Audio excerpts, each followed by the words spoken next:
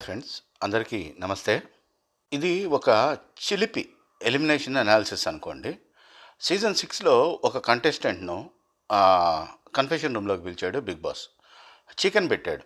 Chicken పెట్టి "నువ్వు హౌస్‌లో వాళ్ళందరి గురించి సీక్రెట్లు చెప్పు నాకు" అన్నారు. కట్ చేస్తే ఆ కంటెస్టెంట్ ఎలిమినేట్ అయ్యారు. ఎలిమినేట్ అయ్యాక స్టేజ్ మీద గానీ, లేకపోతే ఎలిమినేట్ అయ్యి బయటికెళ్ళేటప్పుడు గానీ, Oscar level, Bhaskar level performance ఇచ్చారు.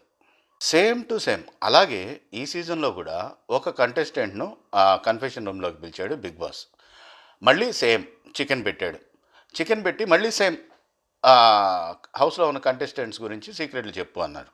ఈ కంటెస్టెంట్ కూడా ఆస్కార్ లెవెల్ కాదు, ఆస్కార్ వాళ్ళ మదర్ ఉంటారు గదా! ఆ లెవెల్ పర్ఫార్మర్. మామూలు పర్ఫార్మెన్స్ కాదు ఈమె ఇచ్చేది. సేవ్ అయితే మొన్న ఆమె ఇచ్చిన పర్ఫార్మెన్స్‌కు నిజంగా ఆమె చిప్పు దొబ్బిందా? లేకపోతే చూసేవాళ్ళు మనకు చిప్పు దొబ్బిందా అని డౌట్ వచ్చింది అందరికి. అంతా సేమ్ టు సేమ్.